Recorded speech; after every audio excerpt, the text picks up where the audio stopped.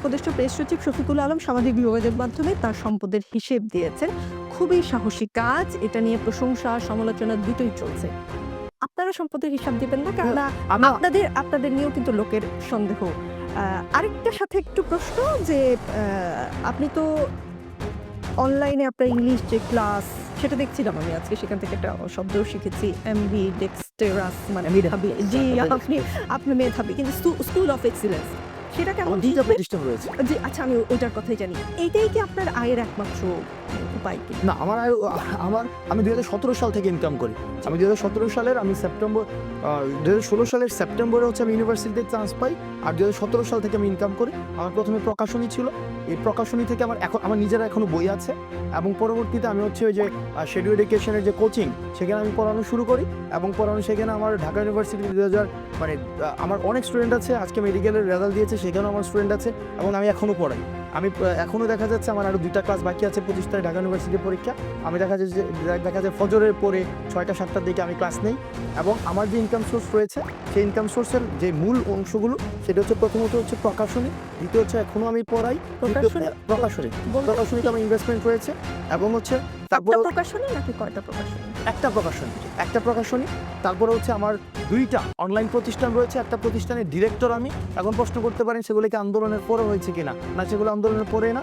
যেটার আমি ডিরেক্টর, সেটা 2023 সালের জুন মাসে সেটার আমি চুক্তিবদ্ধ হয়েছে, এবং সেখানে আমার একটা ইনভেস্টমেন্ট রয়েছে। তারপরে আরেকটা প্রতিষ্ঠান আমি পড়াই, অনলাইন প্রতিষ্ঠানে আমি পড়াই।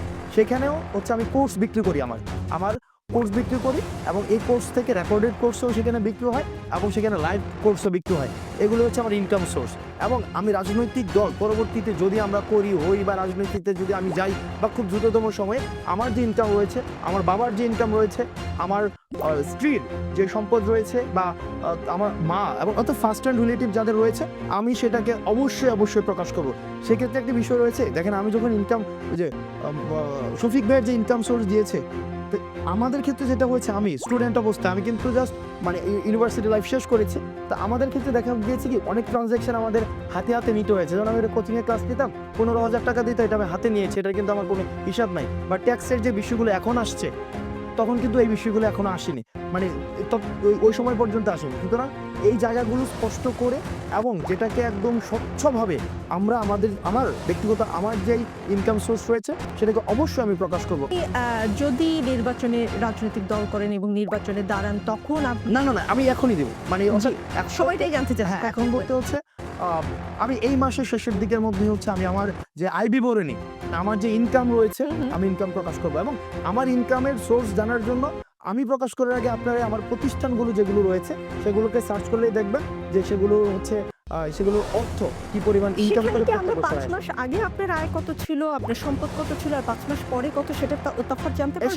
সেটা আপনি এখনো যদি সার্চ করেন যে স্কুল অফ এক্সিলেন্সের কোর্সগুলোতে কি স্টুডেন্ট কতজন কিনেছে, সেখানে লেখা আছে কতজন কিনেছে এই কোর্সটা, এবং সেটার সাথে যদি আপনি কোর্সের দাম কত সেটা গুণ দেন, এবং সেটা 10% আমি পাই, এবং ডিরেক্টর অ্যালাউন্স বাবদ আমি প্রত্যেক মাসে 90,000 টাকা পাই। এখন থেকে না, এই যে স্কুল অফ এক্সিলেন্সে ডিরেক্টর অ্যালাউন্স বাবদ আমি একদম নর্মালি ইনকাম নিয়ে কথা, আমার তখন থেকে 90,000 টাকা ডিরেক্টর অ্যালাউন্স প্রত্যেক মাসে 2023 সালের জুন থেকেই।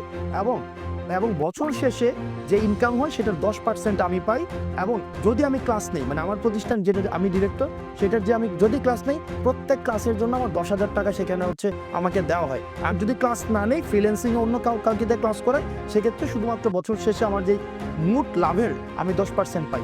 আর আরেকটা প্রতিষ্ঠান যেটা এসিএস, আমি বলছি এসিএসে আমি পড়াই। সেখানে ইংলিশ কোর্সটা এবছর প্রায় আমার 16,000 স্টুডেন্ট কিনেছে। সেক্ষেত্রেও মোটামুটি পুরো কোর্স 8 কোটি টাকার বেশি বিক্রি হয়েছে। সেখান থেকে আমি প্রায় 50 লাখ টাকার মতো আমি এই কোর্স শেষে পাবো। কারা কিনেছে সেটা তো জানা যাবে। হ্যাঁ, আপনি চাইলে আপনি নিজেও কিনতে পারবেন। ঠিক আছে, তবে আপনি নিজে কিনবেন। কোন 17,000 আসলে 17,000 মানুষ কিনেছে কিনা সেটা নিজে এখনই দেখতে পারবেন, এখনই দেখতে পারবেন। এবং এটা একটু প্রচারও হয়ে গেল, যমুনা টেলিভিশনে যেখানে 1 সেকেন্ডের 1 মিনিটের একটা বিজ্ঞাপন দিতে 70,000 টাকা লাগে, সেখানে আমার 2টা প্রতিষ্ঠানের বিজ্ঞাপন হয়েছে। 2টা প্রতিষ্ঠান, স্কুল অফ এক্সিলেন্স এবং এসিএস। না, সেই সুযোগটা আপনাকে দেওয়া উচিত হয়েছে কিনা আমি ঠিক বুঝতে পারছি না। আসছি মাসুদ কামাল, সরকারকে সমর্থন করছি, তবে এই সরকার যদি শিক্ষক সহ বিভিন্ন সেক্টরে বৈষম্য তৈরি করার চেষ্টা করে, তাহলে সমর্থন করব না বলে মন্তব্য করেছেন নাগরিক ঐক্যের সভাপতি মাহমুদুর রহমান মান্না। এটা কিসের লক্ষণ? এর লক্ষ্য আমি বলি, একটা জিনিস হলো কি, এই সরকারের নানা দিক দিয়ে নানা ধরনের ব্যর্থতা আছে। এই যে জনপ্রিয় ভট্টাচার্যের কথা বললেন, উনি কিন্তু কতগুলো কথা বলেছেন যে এই যে ভ্যাট বাড়ানোর ব্যাপারটা উনি বলেছেন যে এটা খুবই অবিবেচনাগ্রস্ত একটা সিদ্ধান্ত। শিক্ষকদের নিয়ে আরেকজন বলতেছেন বিভিন্ন জায়গাতে যত আন্দোলন হচ্ছে সব আন্দোলনের জন্য তারা সরকারকে দায়ী করতেছে। এই দায়ী করাটা যে একেবারে অমূলক তা কিন্তু আমি মনে করি না, কারণ 8 মাস প্রায় 6 মাস তো হয়ে গেল। এই 6 মাসে আপনারা এটা কোনটা সমাধান করতে পারছেন দেখেন তো, একটাও সমাধান করতে পারছেন? যতগুলো আন্দোলন হচ্ছে কোন আন্দোলনটা আপনি ম্যানেজ করতে পারছেন? এই গভর্নমেন্ট পারছেন বলেন? একটা জিনিসকে দেখেন, এই যে আমি অর্থনৈতিক বিষয়টা একটু বলি আপনাদেরকে, এই যে তারা শতাধিক পণ্যে ভ্যাট এবং এক্সাইজ ডিউটি যোগ করলো, মানে সম্পর্ক শুল্ক যোগ করলো। পুরো আওয়ামী লীগের আমলে যে দুইজন অর্থনৈতিকবিদ সবচেয়ে বেশি আওয়ামী লীগের অর্থনৈতিক কর্মকাণ্ডের সমালোচনা করতেন, সেই দুইজনই এখানে আছে, সালেউদ্দিন আহমেদ, আহসান ইসমঞ্জু। দুজন বহুবার আমার সঙ্গে বহুবার বসে তারা আলোচনা করছেন। তারা আওয়ামী লীগ গভর্নমেন্টকে নানা ধরনের উপদেশ দিতেন যে এটা হওয়া ঠিক না, এরকম করা উচিত, এরকম করা উচিত। তো এরকম আরও লোক আছে, ওনারা যে এবার একটা এত বড় একটা সিদ্ধান্ত নেন, বাংলাদেশের ইতিহাসে অর্থ বছরের মাঝামাঝি একবারে এতগুলি পণ্যের মূল্য বৃদ্ধির ইতিহাস নাই রে ভাই। ওনারা সেই ব্যবস্থা করেছেন। আমি কিন্তু সবিনয়ে প্রশ্ন করেছি, আপনারা কার সঙ্গে আলাপ করে করেছেন? আপনাদেরকে সাহায্য করার জন্য, আপনাদেরকে পরামর্শ দেওয়ার জন্য দেশে অর্থনীতিবিদের এখন অভাব নাই। আপনারা কার সঙ্গে কথা বলে করেছেন? কথা বলার কোনো প্রয়োজনীয়তা অনুভব করেন নাই। কেন করেন নাই? করেন নাই এই কারণে আগের সরকার করতো না। আগের সরকার যখন যা ইচ্ছা হতো তাই করতো, তো আপনি সেটাকে ফলো করেছেন। এই জন্য আগের সরকার যে করতো না করার সঙ্গে পরামর্শ, এই জন্য ওদেরকে আমরা স্বৈরাচারী বলতাম। কারণ আপনি তো মহা স্বৈরাচারী ভাই। আপনি বলেন, ব্যাখ্যা দেন, আপনি আপনি কেন কারোর সঙ্গে কথা বলেন না? আপনার তো কোনো ম্যান্ডেটই নাই।